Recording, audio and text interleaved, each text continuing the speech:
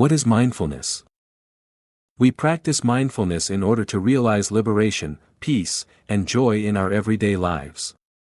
Liberation and happiness are linked to each other. If there is liberation, there is happiness, and greater liberation brings greater happiness. If there is liberation, peace and joy exist in the present moment. We don't need to wait 10 or 15 years to realize them. They're available as soon as we begin the practice. However modest these elements may be, they form the basis for greater liberation, peace, and joy in the future. To practice meditation is to look deeply in order to see into the essence of things. With insight and understanding we can realize liberation, peace, and joy. Our anger, anxiety, and fear are the ropes that bind us to suffering. If we want to be liberated from them, we need to observe their nature, which is ignorance, the lack of clear understanding. When we misunderstand a friend, we may become angry at him, and because of that, we may suffer. But when we look deeply into what has happened, we can end the misunderstanding. When we understand the other person and his situation, our suffering will disappear and peace and joy will arise. The first step is awareness of the object, and the second step is looking deeply at the object to shed light on it. Therefore, mindfulness means awareness and it also means looking deeply. The Pali word sari, Sanskrit, smrti, means to stop, and to maintain awareness of the object. The Pali word vipassana, Sanskrit, vipassana, means to go deeply into that object to observe it. While we are fully aware of and observing deeply an object, the boundary between the subject who observes and the object being observed gradually dissolves, and the subject and object become one. This is the essence of meditation. Only when we penetrate an object and become one with it can we understand. It is not enough to stand outside and observe an object.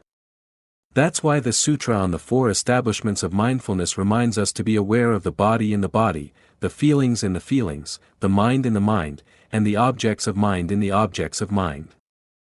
The Buddha delivered the Sutra on the Four Establishments of Mindfulness to an audience of monks and nuns, bhikkhus and bhikkhunis.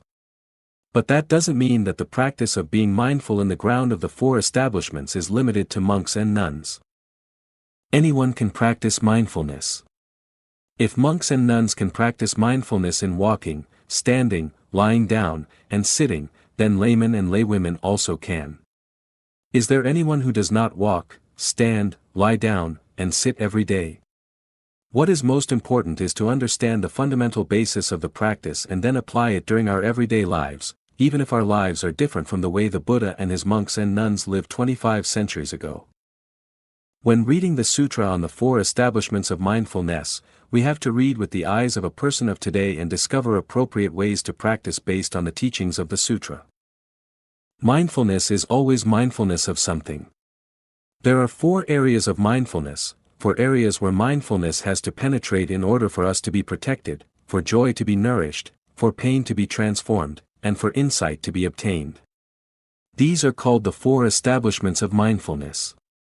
These 4 establishments, or foundations, are body, feelings, mind, and objects of mind. The first establishment of mindfulness is mindfulness of the body in the body. This means that when you bring mindfulness into your body, mindfulness becomes the body. Mindfulness is not an outside observer. Mindfulness becomes the body, and the body becomes mindfulness. When mother embraces child, mother becomes child, and child becomes mother. In true meditation, the subject and the object of meditation no longer exist as separate entities, that distinction is removed. When you generate the energy of mindfulness and embrace your breathing and your body, that is mindfulness of the body in the body. Mindfulness is not an outside observer, it is the body. The body becomes the object and the subject of mindfulness at the same time. It's like when nuclear scientists say that to understand an elementary particle and really enter into the world of the infinitely small, you have to become a participant and not an observer anymore. In India they use the example of a grain of salt that would like to know how salty the ocean is. How can a grain of salt come to know this? The only way is for it to jump into the ocean, and the understanding will be perfect. The separation between the object of understanding and the subject of understanding is no longer there. In our time, nuclear scientists have begun to see that. That is why they say that in order to really understand the world of the elementary particle, you have to stop being an observer, you have to become a participant. The second establishment of mindfulness is our feelings. The third establishment of mindfulness is the mind, namely the mental formations. In the Sutra The Full Awareness of Breathing, the Buddha offered us 4 exercises of mindful breathing to take care of each of these fields of our mindfulness. The fourth establishment of mindfulness is the realm of perception. In the sutra it is spoken of as the objects of mind, and we can understand this as perception. The Buddha also proposed 4 exercises on mindful breathing for contemplation of the objects of mind in the objects of mind, so that we can penetrate, embrace, and look deeply into the object of our perception. Doing so gives us the insight that will liberate us from our delusion and our suffering. Mountains, rivers, birds, the blue sky, houses, streams, children, animals, everything is the object of your perception. And we have 4 exercises of mindful breathing in order to help us inquire about the true nature of all these things, including ourselves. Body is also an object of mind, feelings are also objects of our mind, and mental formations become objects of our mind. We can always inquire about the nature of our body, our feelings, or our mind, as well as our perceptions and other things. If we look deeply at the body in the body, it becomes an object of the mind. When we are looking at feelings, then feelings are the object of mind.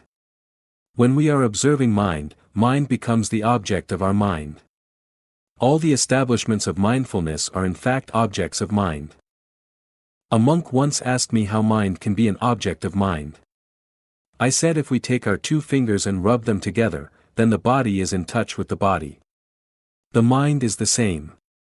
When we look into our body is the object of our mind. When we look into form, form is the object of our mind. When we look into mental formations are the object of our mind. So we see that the field of objects of mind is very vast. But the division into 4 establishments is a convenient tool to help us learn how to practice mindfulness. If you would like to study meditation, this sutra on the 4 establishments of mindfulness is part of your foundation.